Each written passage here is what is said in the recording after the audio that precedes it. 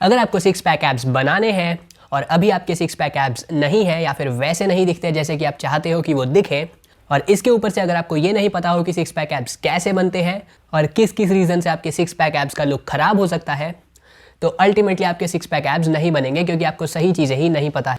तो six pack abs को बनाने के लिए आपको सबसे पहले इन 6 गलतियों को नहीं करना है जो कि मैं इस वीडियो में बताने वाला हूँ।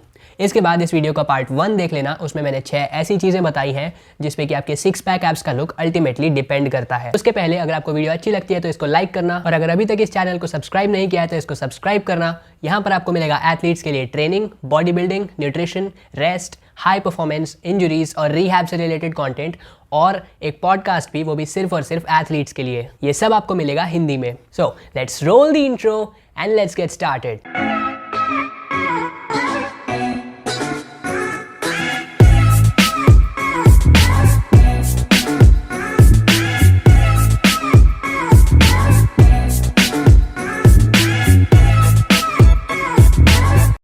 सबसे पहली मिस्टेक है कि कोई भी कुछ भी बोल रहा हो उस चीज़ पर बिलीव कर लेना। देखो, एब्डोमिनल्स आपकी बॉडी में बस एक मसल ग्रुप होता है और उसकी ट्रेनिंग और उसके लुक्स उन्हीं प्रिंसिपल्स पर डिपेंड करते हैं जिन पर कि बाकी मसल ग्रुप्स का साइज और उनके लुक्स डिपेंड करते हैं। तो अगर आपको सही प्रिंसिपल्स पता है तो आप अपनी पूरी बॉडी की ट्रेनिंग कर सकते हो। इसीलिए अगर कोई भी ऐसा बोलता हो कि ये चीज़ मत करो इसकी वजह से एब्स नहीं बनेंगे, या फिर एक चीज़ ऐसी कर लो जिसकी वजह से एब्स बनेंगे, तो उस चीज़ पर विश्वास करने के पहले आपको मसल बिल्डिंग का साइंस सीख लेना चाहिए। दूसरी गलती, पेशेंस ना रखना।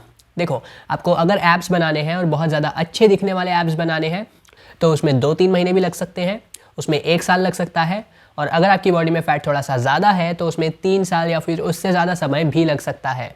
इसीलिए अगर आपको एकदम से रिजल्ट्स नहीं दिखे तो चिंता मत करना, ठीक है। आपको ये पता होना चाहिए कि जिस प्रोसेस को आप फॉलो कर रहे हो वो प्रोसेस फंडामेंटली सही है, और जब आप ऐसा करते हो तो आपको रिजल्ट्स धीरे धीरे ही सही लेकिन दिखने लगेंगे। तीसरी चीज़, सिर्फ एक खाने की चीज़ को ये सोचकर खाना कि इससे एब्स बनेंगे, या फिर सिर्फ 4-5 एक्सरसाइजेस को ये सोचकर करना कि इनसे एब्स बनेंगे।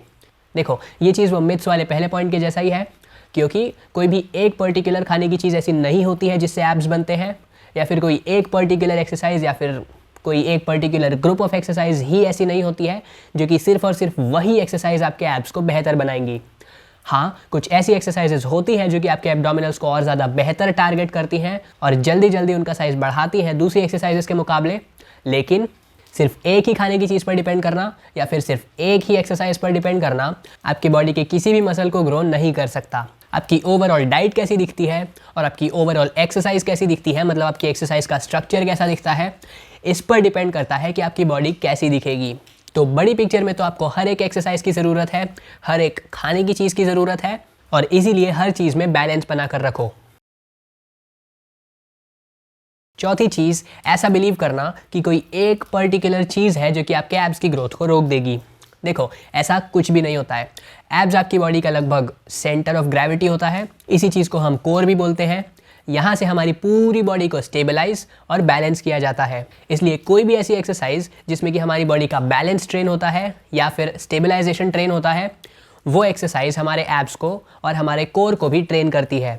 इसके बाद में बॉडी फैट के परसेंटेज के बहुत कम होने से और एब्डोमिनल्स के मसल्स के साइज़ के थोड़ा सा बड़ा होने से हमारे एब्स बहुत ज़्यादा क्लियरली दिखते हैं, और इसके अलावा कोई एक पर्टिकुलर ऐसी चीज़ नहीं है जो कि हमारे एब्स के लुक को ख़राब कर सकती है। पर देखो, एक लो बॉडी फैट परसेंटेज वाली बॉडी और एक ऐसी बॉडी जिसमें कि एब्स की ट्रेनिंग बहुत ज़्यादा अच्छे से करी गई है, ये दोनों ही चीज़ें बहुत सारी चीज़ों पर डिपेंड करती हैं। तो अच्छे एब्स के लिए आपको सबसे पहले अपनी बॉडी फैट के परसेंटेज को कम करना होता है, दूसरी चीज़ अपने एब्डोमिनल्स के मसल्स के साइज़ को बढ़ाना होता है, और इन दोनों ही चीज़ों में आपको बहुत सारी छोटी छोटी चीज़ों का ध्यान रखना होता है। ये जो छोटी छोटी चीज़ें हैं, ये एक छोटा सा पार्ट बनती हैं इस पूरी पिक्चर का, ठीक है। इसीलिए अगर आप कोई भी एक या फिर 2 चीज़ ऊपर नीचे भी कर देते हो लेकिन बाकी की चीज़ें एकदम सही रहती हैं, तो पॉसिबिलिटी है कि आपके एब्स और ज़्यादा बेहतर बनेंगे। कोई भी एक चीज़ या फिर कोई भी 2 चीज़ें आपके एब्स की ग्रोथ को डिटरमाइन नहीं करती सिवाय लो बॉडी फैट के और स्ट्रॉन्ग एब्डोमिनल्स के। 5वीं चीज़, अपने एब्स के ऊपर ज़रूरत से कम फोकस करना। देखो, इसका उल्टा ही मैंने लास्ट वाले टिप में बोला था, लेकिन ये वाली चीज़ आपको याद रखनी होगी कि भले ही से आपके एब्स आपकी बॉडी का एक पार्ट है, लेकिन हर एक पार्ट की तरह आपको इंडिविजुअली अपने एब्स की ट्रेनिंग भी करनी होगी। जब आप ये समझते हो कि आपके एब्स में अलग अलग मसल ग्रुप्स हैं, अलग अलग मसल्स हैं, तो आप उन पर्टिकुलर मसल्स को अलग अलग एक्सरसाइजेस से टारगेट करके उनका साइज बढ़ा सकते हो और बहुत ज़्यादा अच्छे दिखने वाले एब्स बहुत ज़्यादा डिटेल में एक्सरसाइज करके बनाए जा सकते हैं। छठी मिस्टेक, सिर्फ आगे के 6 एब्स पर फोकस करना। देखो, आपके एब्डोमिनल्स में बहुत सारे मसल ग्रुप्स होते हैं और ये सभी मसल ग्रुप्स मिलाकर एक कंप्लीट लुक बनाते हैं और एक कंप्लीट बॉडी बनाते हैं। सिर्फ अगर आप सामने वाले 6 एब्स पर फोकस रखोगे तो हो सकता है कि आप अपने ऑब्लिक्स को नेग्लेक्ट कर दो, हो सकता है कि आप अपने लव हैंडल्स को या फिर अपनी लोअर बैक को नेग्लेक्ट कर दो, मतलब इनके ऊपर ध्यान ना दो। और अगर आप ऐसा करते हो तो ओवरऑल आपकी बॉडी का शेप बहुत ज़्यादा अच्छा तो नहीं दिखेगा। हो सकता है कि ऐसा करने से बेहतर हो जाए, पर सबसे बेस्ट लुक जो आप बना सकते हो उसके लिए आपको अपने एब्स पर ऐसे ही फोकस करना है जैसे कि वो आपकी पूरी बॉडी का बस एक पार्ट ही हो। ऑलराइट गाइस, इस वाले वीडियो के लिए इतना ही। अगर अच्छी लगी तो लाइक करना, शेयर करना अपने दोस्तों के साथ, सब्सक्राइब करना और वीडियोस के लिए, और मैं आप लोगों से मिलता हूँ अगले वीडियो में। Alright guys, piece.